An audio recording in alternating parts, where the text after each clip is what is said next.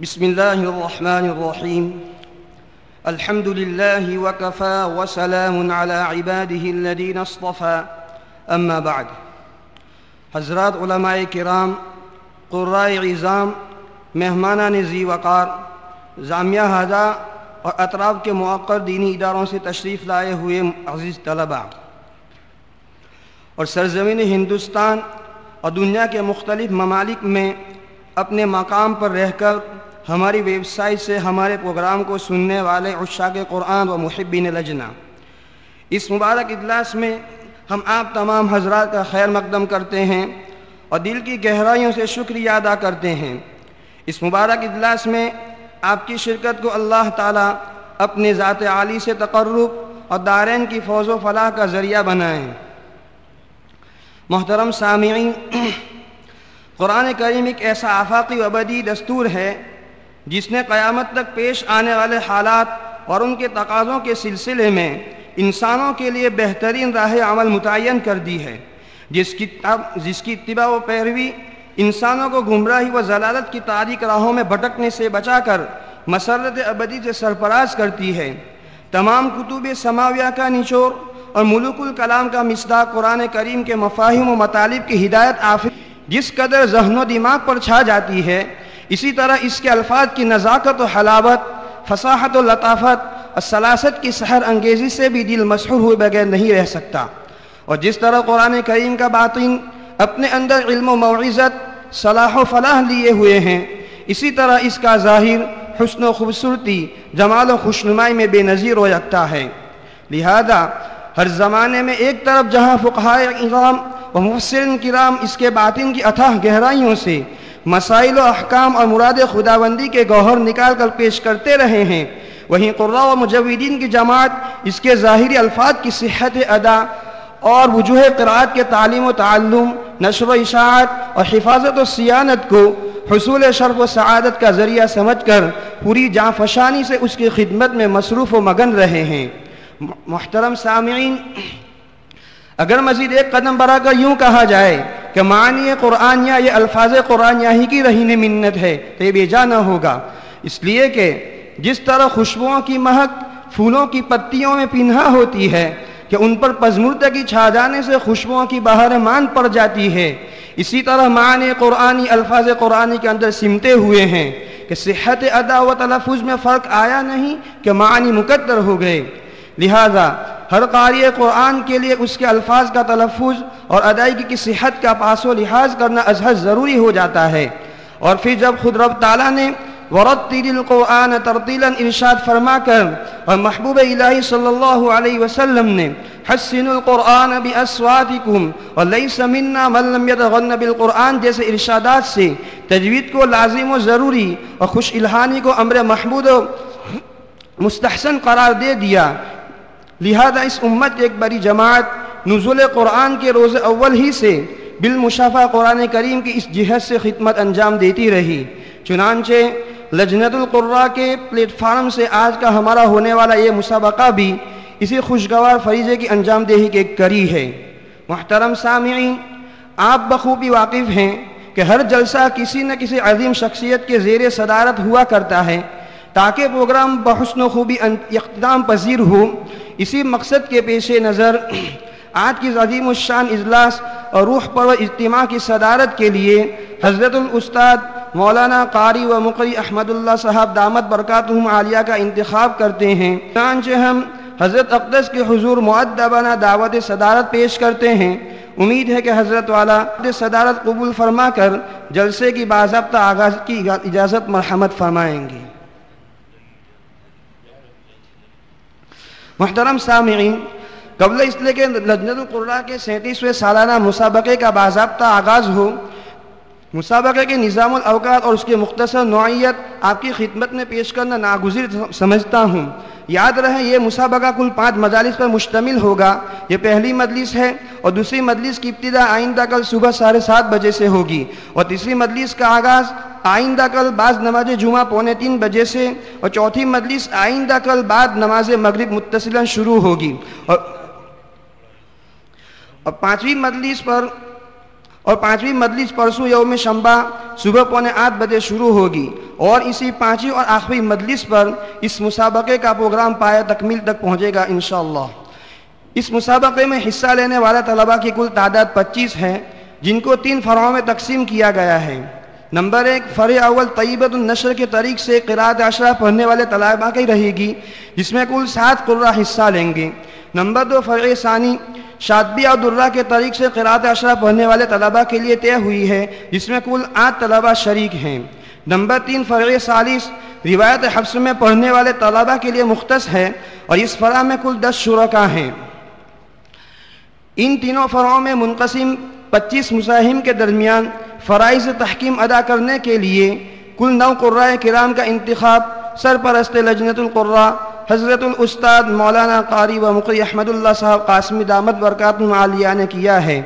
اس طرح کے ہر فرع کے 3 حکم اپنا ذاتی فیصلہ نمبرات کے پرچے پر تحریر فرمائیں گے۔ فرع اول کے لیے جن 3 حضرات حکم کا انتخاب عمل میں آیا ہے وہ یہ ہیں۔ نمبر 1 جناب مولانا قاری و مقری ثناء اللہ صاحب بھاگلپوری مدظ ذلہ، آپ شعبہ تجوید و قراءت جامعۃ القراءت کفلتہ کے مدرس سے اول ہیں۔ نمبر 2 جناب مولانا قاری و مقری اسحاق صاحب بڑکودروی مدظ ذلہ۔ نمبر 3 جناب مولانا قاری و مقری عبد الرحمن صاحب بڑکودروی مدظ ذلہ۔ مؤخر الذکر دونوں ہی حضرات حکم حضرت الاستاد کے خدام خاص ہیں۔ فرع ثانی کے لیے جناب مولانا قاری و مقری عبد الرحیم صاحب بٹئی مدظ ذلہ، آپ جامعہ حقانیہ کٹھور ضلع سورت کے مدرس اول ہیں۔ نمبر 2 جناب مولانا قاری و مقری قاسم صاحب بڑکودروی زید لطفہ، آپ شعبہ تجوید و قراءت جامعہ رحمانیہ کھامبیا علی پور کے مقبول استاذ ہیں۔ نمبر 3 جناب مولانا قاری احمد صاحب ہتھوڑی زید فیضہ، مدرسہ دعوت الایمان ٹکولی کے شعبہ تجوید و قراءت کے محبول و مقبول ترین استاذ ہیں۔ فرع ثالث کے لیے جناب مولانا قاری و مقری محمد حفظ الرحمن سملہ کی دامت برکاتہم، آپ جامعہ حاضہ کے مقبول ترین استاذ فقہ و حدیث ہیں، نیز شرعی عدالت جامعہ حاضہ کے قاضی بھی ہیں۔ نمبر 2 جناب مولانا قاری و مقری ساجد آکلوی زید مجدہ، آپ شعبہ تجوید و قراءت مدرسہ دعوت الایمان ٹکولی کے استاذ ہیں۔ نمبر 3 جناب مولانا قاری و مقری محمد علی صاحب راندیری مدظ ذلہ، آپ صوبہ گجرات کے قدیم دینی درسگاہ جامعہ حسینیہ راندیر کے شعبہ تجوید و قراءت کے استاذ ہیں، اور یہ تمام حضرات حکم الحمدللہ جامعہ دابیلہی کے ممتاز فضلہ ہیں اور بلا واسطہ حضرت الاستاذ سے فیض یافتہ ہیں۔ قراءت عشرہ متواترہ کے قاری بھی ہیں اور اپنی جگہ اپنے اداروں میں فن کی نمایاں خدمات انجام دے رہے ہیں۔ بحمداللہ فن تجوید و قراءت سے گہری دلچسپی رکھتے ہیں اور قرآنی مسابقات کی نزاکتوں سے اچھی خاصی واقفیت بھی رکھتے ہیں۔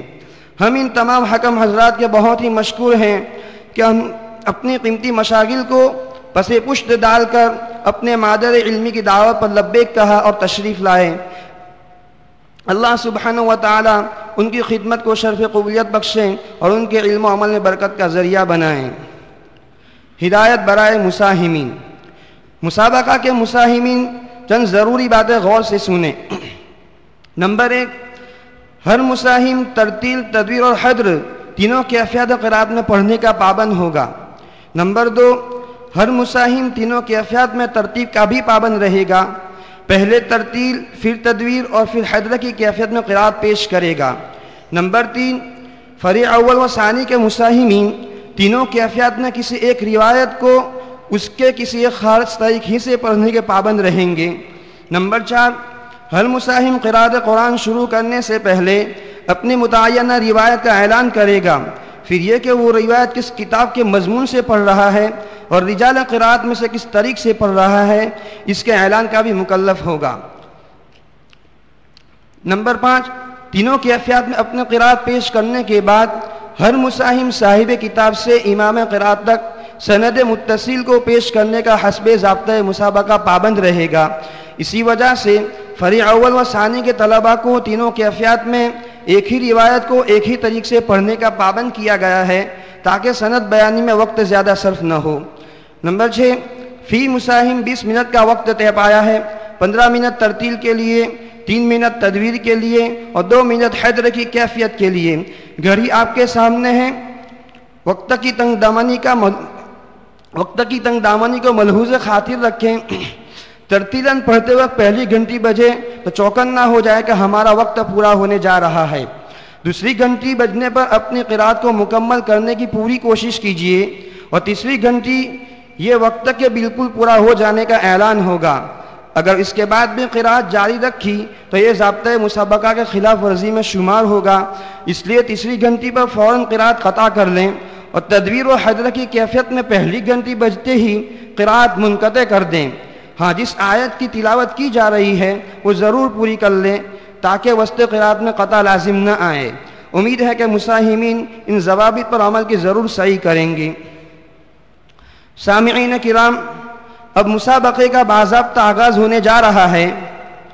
سب سے پہلے فرع ثالث کے حکم حضرات سے گزارش ہے کہ اپنی نشست گاہ پر تشریف لے آئیں، اور تمام حضرات حکم کی ناموں کی تختیاں ٹیبل پر رکھی ہوئی ہے، اپنے نام کی تختی کے مقابل کرسی پر تشریف رکھیں۔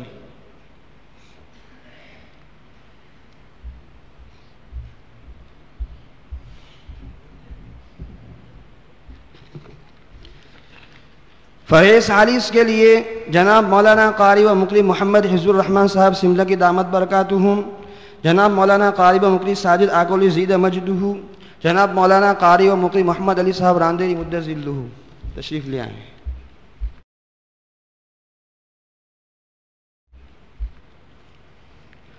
مکرمی سامعین، امسال مسابقے میں افادہ عام کی غرض سے ایک نیا سلسلہ شروع کیا جا رہا ہے، جس میں ہر ایک یا دو مساہم کی تلاوت کے بعد قرآن کریم کے متعلق مفید باتیں گوش گزار کی جائیں گی۔ امسال اس کا عنوان محافل قرات پر وارد ہونے والے اعتراضات و جوابات رکھا گیا ہے۔ محترم سامعین، جامعہ قاسمیہ کراچی کی مسائل جمیلہ سے فروری سن عیسوی 266 میں حجاز، عراق، مصر، شام، انڈونیشیا وغیرہ کے قاری صاحبان کی تشریف آوری پر پاکستان کے کئی شہروں میں عالمی مجلس قرات منعقد ہوئی تھی، اور بہت سے لوگ براہ راست اس سے اور پھر اس کی نقل بذریعہ ریڈیو اور ٹیپ ریکارڈ سے خوب محظوظ ہوئے تھے، اور شاید کچھ بعض افراد اب بھی اس سے محظوظ ہو رہے ہوں گے اور اپنے ایمان میں ایک تازگی محسوس کر رہے ہوں گے۔ لیکن اس وقت بعض تعلیم یافتہ صاحبان کی طرف سے قرات کی ان محفلوں پر کچھ اعتراضات سننے میں آئے تو فقیہ العصر حضرت مولانا مفتی جمیل احمد صاحب تھانوی قدس سرہ نے ان اعتراضات کے تسلی بخش جوابات دیے تھے۔ شیخ القراء استاذنا المحترم حضرت مولانا قاری و مقری احمد اللہ صاحب قاسمی دامت برکاتہم عالیہ نے اپنی تالیف بنام اسلام میں قرآن مجید کا مقام میں مفتی جمیل احمد قدس سرہ کے افادات کو جزو کتاب بنایا ہے۔ میں آئندہ انشاءاللہ افادہ عام کی غرض سے محافل قرات پر وارد ہونے والے شبہات و اعتراضات اور ان کے معقول و مدلل جوابات قسط وار سامعین کی خدمت میں پیش کرنے کی حتی الوسع کوشش کروں گا انشاءاللہ۔ محترم حضرات، محافل قرات پر وارد ہونے والے اعتراضات اور ان کے مدلل جوابات سامعین کے حضور پیش کرنے سے قبل مناسب معلوم ہوتا ہے کہ مجیب یعنی مفتی جمیل احمد صاحب تھانوی رحمۃ اللہ علیہ کا مختصر تعارف اور ان کی علمی حیثیت سے سامعین کو آگاہ کیا جائے۔ تو آئیے 3 قسطوں میں حضرت مفتی صاحب کے حالات سنتے ہیں۔ مخدوم العلماء والفضلاء فقیہ العصر حضرت مولانا مفتی جمیل احمد صاحب تھانوی رحمۃ اللہ علیہ ایک بلند پایہ علمی خاندان کے چشم و چراغ تھے۔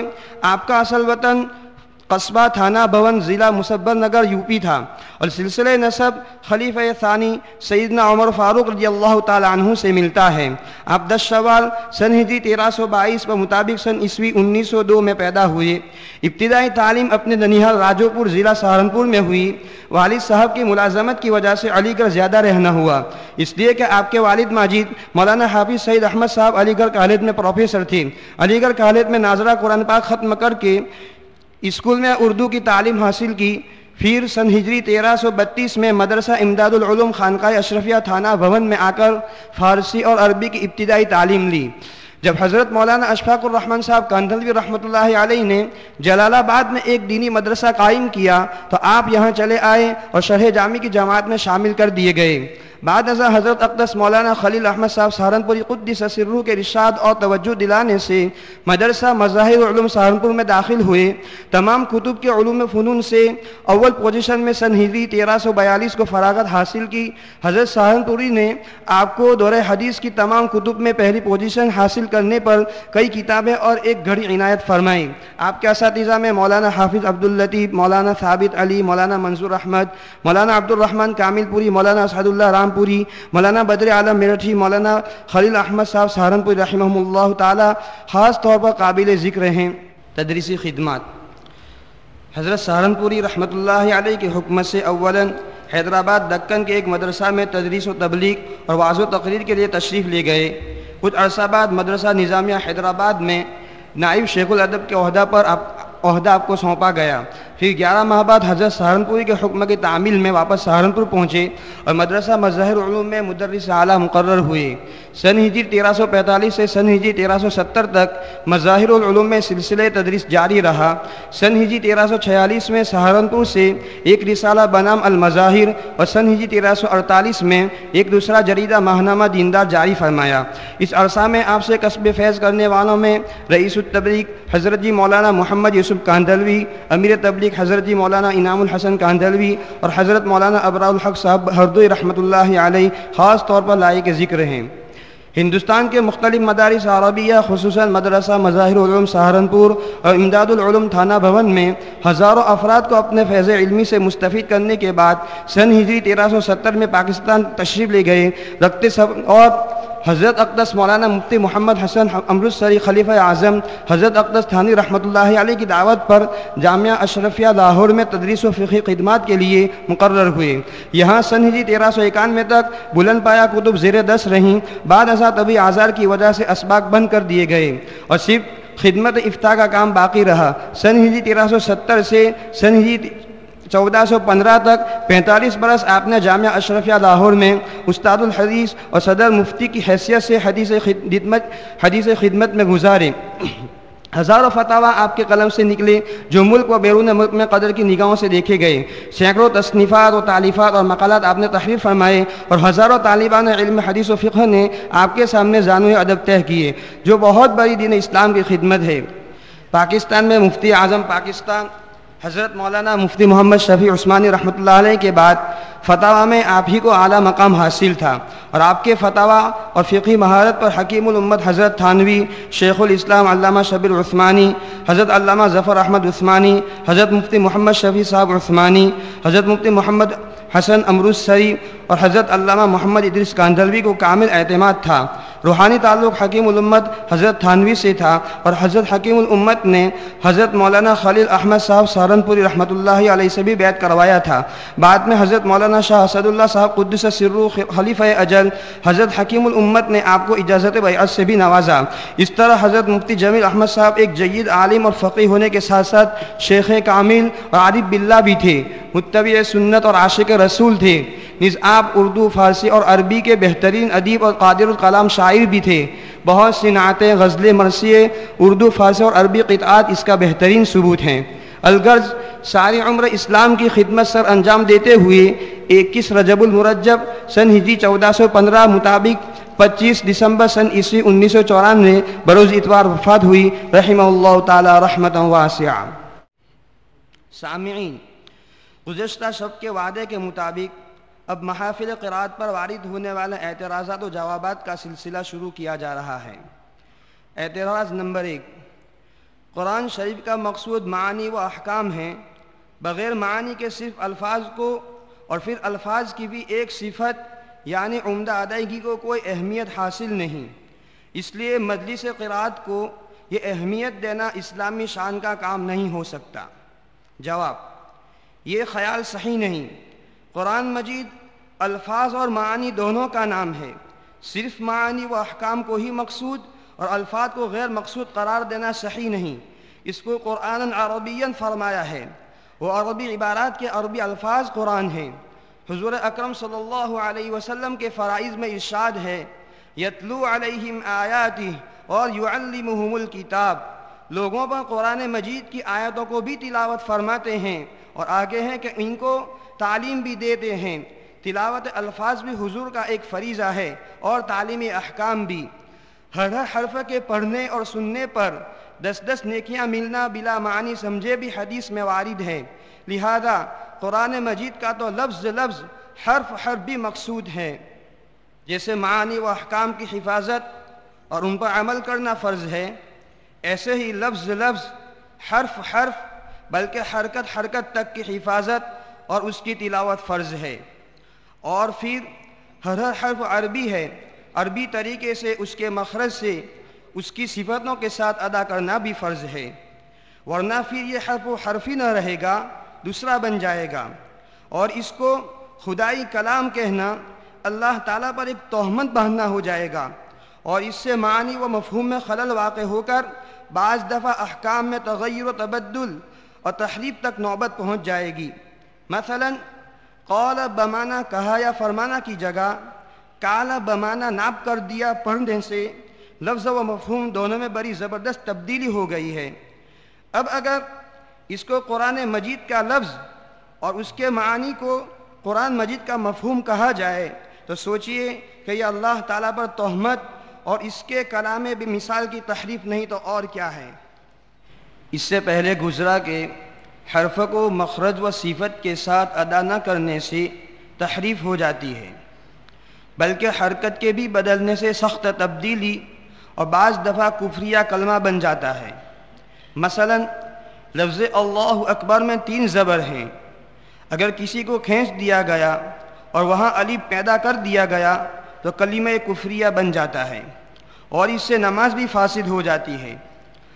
اگر پہلے الف کے زبر کو کھینچ دیا اور اللہ پڑھ دیا تو معنی یہ ہو گئے کیا اللہ سب سے بڑا ہے؟ یہ استفہام انکاریہ شکیہ ہو کر کلمہ کفریہ بن گیا۔ گو اس مفہوم کا قصد نہ ہونے سے اس کو کافر تو نہ کہا جائے گا مگر نماز اس سے ٹوٹ جائے گی۔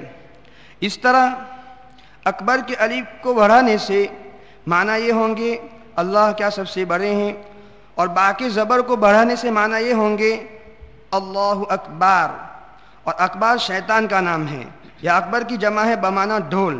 اس سے بھی کفر تو نہ لیں گے مگر نماز فاسد ہو جائے گی۔ اس لیے قرآن مجید کے ہر حرف و حرکت کو صحیح طریقے سے ادا کرنا فرض ہے، جو طریقہ سند کے ساتھ حضور صلی اللہ تعالیٰ علیہ وسلم سے ثابت شدہ ہے۔ اس کو ہرگز ہلکا نہیں سمجھا جا سکتا۔ صرف ترجمہ رٹ لینا اور لفظ غلط پڑھنا قرآن مجید نہیں ہو سکتا، بلکہ اللہ تعالیٰ پر اس غلط کی تہمت بن کر الٹا گناہ کا سبب ہو سکتا ہے، کیونکہ قرآنی لفظ تو صحیح ہے، یہ نہیں ہے جو ہم نے ادا کیا، اور ترجمہ خدائی کلام نہیں، انسان کا سمجھا ہوا مفہوم ہے، وہ بھی اسی کے مطابقت سے درست ہوگا ورنہ غلط۔ حضرت مفتی جمیل احمد صاحب تھانوی رحمۃ اللہ علیہ فرماتے ہیں پھر احادیث شریفہ میں قرآن کریم کو خوش آوازی سے پڑھنے کی بہت تاکیداری ہے، اور خوب عربی یعنی عربی لہجوں میں پڑھنے کی ہدایت اور عجمی لہجوں کی ممانعت ہے۔ اس لیے حرفوں کو مخارج صحیحہ سے پوری صفتوں کے ساتھ صحیح حرکتوں سے عربی لہجوں میں خوش آوازی سے ادا کرنا سب نہایت اہم باتیں دین کا جز اور ایک اسلامی فریضہ ہے۔ ان کو ناقابل اہتمام قرار دینا بڑی زیادتی ہے۔ ہاں، احکام الہی کا حاصل کرنا اور پوری طرح حاصل کرنا، ظاہر و باطن، مقدم مؤخر، ناسخ و منسوخ، ارشادات و صراحت سے حاصل کرنا، تفسیرات نبویہ سے ان کو سمجھنا، یہ الگ ایک فریضہ ہے۔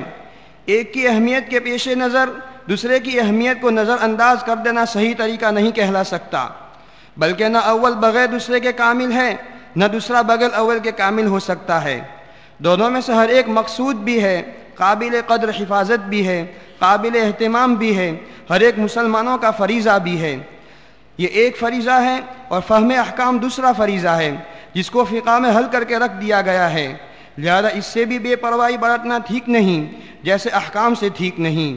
اس میں کوئی شک نہیں کہ احکام کی تنفیذ اور عمل پر بے انتہا زور دینے کی ضرورت ہے، مگر اس کا یہ مطلب قرار دینا صحیح نہ ہوگا کہ الفاظ و حروف و حرکات کو غلط سلط کر کے تلاوت کی گنجائش ہو۔ معترضین کی جانب سے ایک اعتراض یہ کیا جاتا ہے کہ ایسی مجلسوں میں ہر قاری دوسرے قاری سے بڑھ چڑھ کر عمدہ پڑھنے کی کوشش اور اسی کا مظاہرہ کرتا ہے، اس لیے یہ ایک ریا ہے جو گناہ ہے، ثواب کا کام نہیں، بلکہ ریا کو حدیث شریف میں شرک خفی فرمایا گیا ہے۔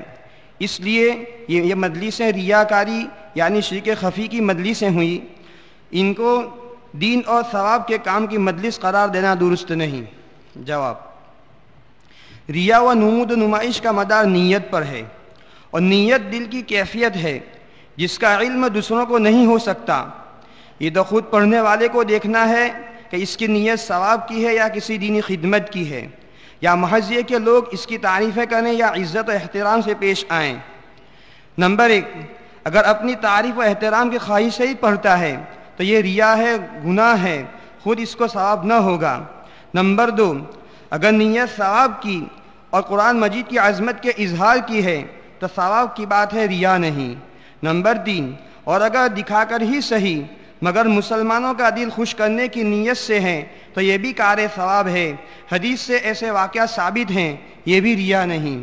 نمبر 4، اور اگر دوسرے لوگوں کو دکھانے سنانے کے لیے بھی اس نیت سے پڑھتا ہے کہ سننے والوں کے دلوں میں قرآن شریف کی عظمت پیدا ہو، اس کی طرف رغبت و شوق و جذبہ خلوص و محبت متوجہ ہو، جس سے سب کو خوش آوازی کے ساتھ صحیح پڑھنے کا شوق پیدا ہو جو شریعت میں پسندیدہ ہے، تو اس نیت سے خوش آوازی سے پڑھنا ریا نہیں، ایک دینی خدمت ہے۔